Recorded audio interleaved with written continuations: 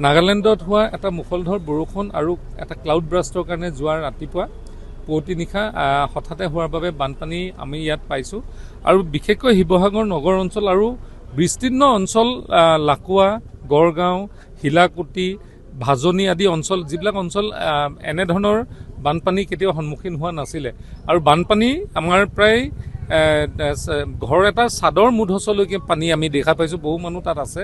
এতিয়া ৰেস্কিউ কৰি থকা হৈছে, প্ৰায় 70% ৰেস্কিউ হৈছে। মাননীয় মুখ্যমন্ত্ৰী ডাঙৰীয়াই বিভিন্ন অঞ্চলৰ পৰা SDRF NDRF এয়াৰফ'ৰ্চৰ হেলিকপ্টাৰ 4খন আমাৰ ৰেডি কৰি থকা হৈছে। দুৰ্গম অঞ্চলত যদি আমি খাদ্য বিতৰণ কৰিবলগীয়া হয়, খাদ্য বিতৰণ কৰিবৰ বাবে আৰু এটা এই দুৰ্যোগৰ মুহূৰ্তত আমি সকলোৱে লগে লগে আহি ৰাইজৰ কাষত থিয় হৈ যাতে ৰাইজৰ সুৰক্ষিত অৱস্থাত যাতে তেওঁলোকক প্ৰথম পৰ্যায়ত উদ্ধাৰ কৰিব পাৰোঁ। ক্ষতি হৈছে বিস্তীৰ্ণ, এই ক্ষতিবিলাকৰ কথা আমি পিছত আলোচনা কৰিম। আমাৰ জিলা এডমিনিষ্ট্ৰেশ্যনৰ যোগেদি কিমান ক্ষয়ক্ষতি হৈছে এইবিলাক আলোচনা কৰিম।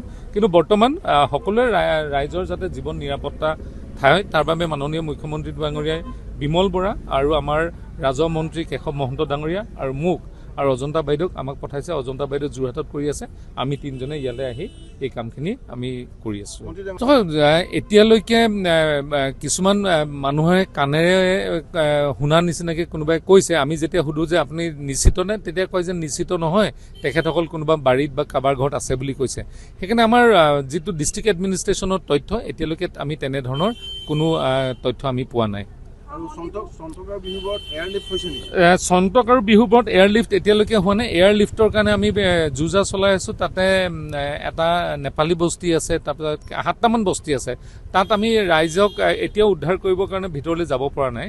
আমি এয়াৰলিফ্টৰ কাৰণে এটা যুঁজা চলাই আছে। আমি সেইকাৰণে নাজিৰালৈ যাওঁ, তাতে আমাৰ কণ্ট্ৰল ৰুমৰ পৰা কোনখিনি ক'ত কেনেকৈ কৰিব পাৰে। যদি আমি নাও লাগে, নাও এতিয়ালৈকে আমাৰ প্ৰায় 30খন নাও আহি পাইছেহি। নাৱৰ সংখ্যাও বাঢ়িলে, SDRF NDRFৰ সংখ্যাও বাঢ়িলে আৰু যদি প্ৰয়োজন হয় আমি এয়াৰলিফ্টক কৰিবৰ কাৰণে আমাৰ এয়াৰফ'ৰ্চ সাজু হৈ আছে। আমি হয়, আমাৰ পানী আমাৰ দিশৌ বহুকেইটা মথাউৰি বহুত দিন আমাৰ পুৰণা মথাউৰি অভাৰটপিং হৈছে, পানী বাগৰিছে আৰু জাজি অঞ্চলত এটা সৰুকৈ ব্ৰিজ এটাও হৈছে। কিন্তু বিশেষকৈ আমি এতিয়া জীৱনসমূহ নিৰাপত্তা স্থানলৈ লৈ যাবৰ কাৰণে চেষ্টা কৰিছোঁ।